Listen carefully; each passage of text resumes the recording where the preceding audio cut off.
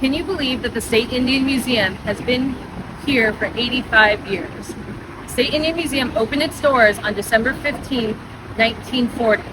We are excited to share more about the history of this important cultural institution in Sacramento.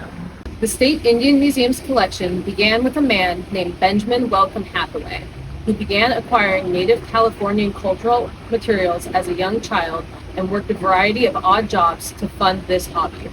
He displayed his collection at the California State Fair in 1926, the State Library in 1927, and then the State Capitol building for another decade.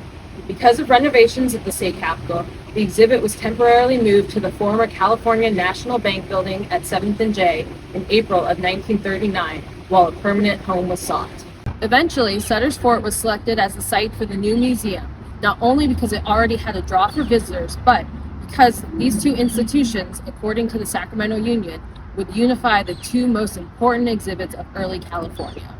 The new building broke ground in the late 1930s, and on December 15, 1940, the building was officially dedicated by the Native Daughters of the Golden West, and the State Indian Museum was now open.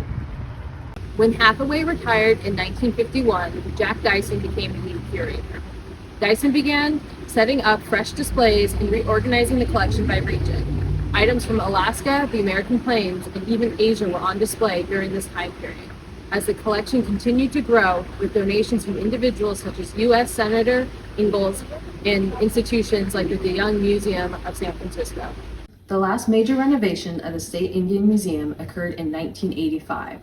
While the museum was closed, every item was cataloged, cleaned, and prepared for a return to the museum or transfer to State Parks archives. To save money, the glass cases used in Hathaway's original exhibit at the Capitol were repurposed. New fixed spaces were constructed to put the glass covers at an angle so that school children would have an easier time viewing the cultural objects inside them. Staff and volunteers also worked hard to update the interpretation of the museum. This includes the text featured in the cases, the way visitors flow through the building, and how we engage with members of the public. Because half of museum visitors were school-aged children visiting on a field trip or with their families, the planning committee took that into account.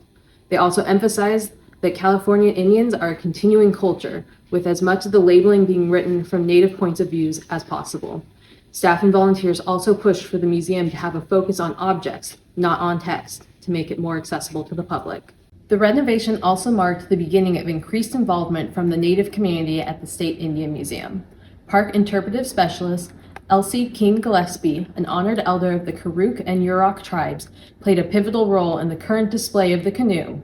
This period of increased outreach, consultation, and participation has led to the continued success of many events, such as Honored Elders Day, Acorn Day, and the Native Arts and Craft Market. Over time, the State Indian Museum has become a greater part of California's Native community.